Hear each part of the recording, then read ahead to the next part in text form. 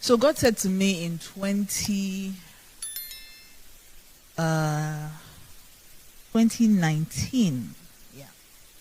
He said to me that there are 6 areas of every woman's life that if she can master them, she will become a wow version of herself. And a healthy woman makes healthy choices. What that means is that if you're a healthy person, chances are you'll make the right choice in marriage, you'll make the right choice in career. When I mean healthy, I don't just mean physically, I mean spiritually, emotionally, mentally. Okay? Most of the crises that I've had to deal with as a counselor are people who are unhealthy. When I say they're unhealthy, they don't have a healthy perception of themselves. So they don't have any value for themselves. So they settle for anything that they're given, even crumbs. So if you do not love yourself, you don't know yourself, you would drink anything that is offered to you. So a man who shouldn't have been worthy of you, you would make him a king in your life, and he will mess up what you've handed over to him. So the 6 areas that I think every woman really needs to look into. First of all, the first one is your womanhood, your identity as a woman. The second thing is your ministry as a woman. What are you called to do? The third thing is your marriage. The fourth thing is the people who speak your life. Who are your mentors? Who are the people you are mentoring? The fifth one is money. Money. A lot of women make poor choices because they have to stay where the money is. And the last thing is motherhood. So what I'm going to do for you is I'm going to ask you these 6 questions. We're going to talk about them, and then I will let you ask the questions that you may have so that I may be able to, deal with specific things. So the first question I'm going to ask you is, who are you? Who are you?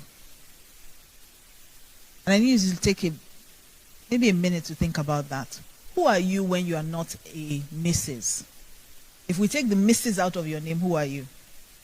Who are you if nobody's calling you mommy? Jesus was so clear on this. In fact, he was so clear on it that he wanted the people around him to also be clear about his identity. He asked, who do men say that I am? Because people will try to define you, especially as a woman. This is not what you are supposed to do. I was in a meeting just before we came in, and I was having a conversation with 3 amazing women doing great things.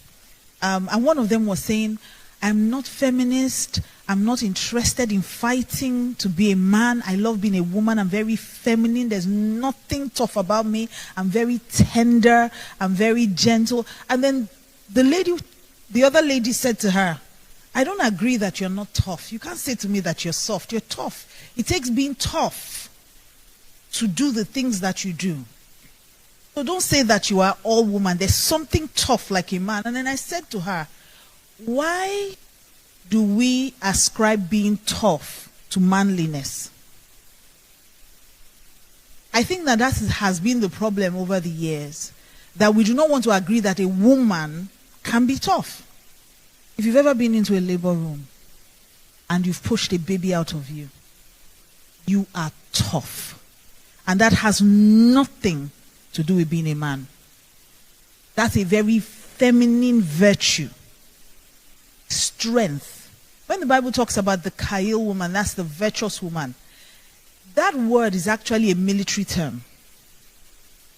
It's like being equipped with everything an army is equipped with. And that's not ascribed to a man, it's ascribed to a virtuous woman. So when she said, I said the real problem is that we have not been able to define womanhood. We have allowed people define it for us.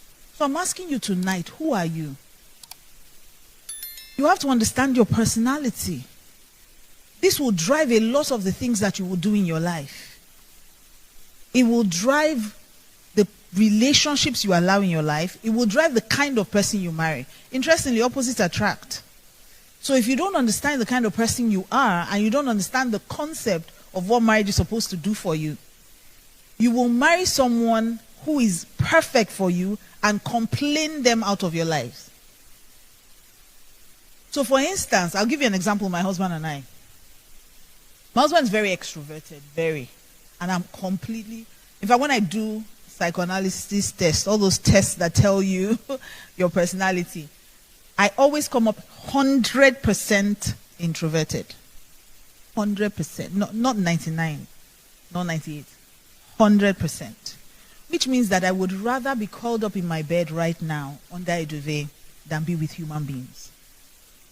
That's how introverted I am. Now, because my husband is extroverted, he needs people around him. And when you first get married, or because opposites attract, it's such a beautiful quality. Oh, he likes people. Oh, how is he so comfortable around people? Oh, he's such a talker. Oh, thank God he talks, because I don't really have anything to say. Then a few months after that, opposites start to frustrate. He begins to irritate you. Because why is he so messy? Why is he so talkative? Why can't you just stay indoors? You're literally outside all the time. Why are you so energetic? Can't you rest? Can't you stop? You start with all the can't yous and you start fighting. But you see, if you can survive that season and understand that what God is trying to do is use those weaknesses of you not liking people, and he's bringing your husband's strength of loving people. If you can endure that frustration and move into the next sweet spot, right, where you now begin to exchange. So now, even though originally I was not the kind of person who liked people, now I find myself in situations where I'm among people and I'm actually beginning to enjoy them. I'm enjoying conversations, I'm enjoying relationships, I'm beginning to understand the value of them. Now imagine if I didn't patiently wait through the frustration stages. I'll give you many examples. When I got married, my husband was what we call, because you also have money personalities. Okay? So my husband is what you call a spender. No, my husband is a big spender. Doesn't fall into the category of spender. It's a big spender. And I'm a saver. I don't understand how someone can spend all that they have. It just never makes sense. I don't think it will ever make sense to me, but it just never made sense to me. So imagine being a saver and being married to a spender. Imagine, I love the fact that he could just, spend money, live large. My husband believes in let's enjoy life. Life is for living. All this saving yourself. What if Jesus comes tomorrow? Who gets the money? And initially it seemed like a very nice thing until it began to frustrate me. Because from the minute we met, we had a joint account, which was our agreement. All our money would be together. And I'm saving, he's spending. And he's buying unreasonable things. My husband will go out and buy a dog and come back and tell me. And I'll say, okay, you came back with 2 dogs. Why didn't you buy one? Because if one is lonely, he will die. I'm like, that made sense to you? Like, yes. And he can sell, like I said, because he's extroverted, so he can sell ice to an Eskimo. My husband would tell me, I'll give you a perfect example. First time we moved into our home, my husband said to me, I understand that quality time is your love language. And I enjoy being with you. But I also like to play pool. So I feel like if we buy a pool table, I'll be able to play with the guys, but I will still be spending time with you, which is my focus. Everybody wants that. So I said, okay, let's buy the pool table. So we bought the pool table. Now what I didn't calculate was, where would we put it? So he came and said, oh, you see, we can't put it in the parlor because it's going to spoil the look of the parlor. So what we need to do, honey, let's build something outside. You see, we're spending more money, right? But he's not coming at me and saying, I won't spend money. He always has a way of making it about me. Because, if you really can sell it and I can start going out too. I'm like, no. I enjoy the fact that, because I can just play with the boys a bit, then come in, just kiss you, hang out with you, and then I'll just go back again. It's you, I'm thinking about you. And truly, he wasn't trying to be manipulative. He really was thinking about me, but this was just another avenue to waste money. So we built the thing.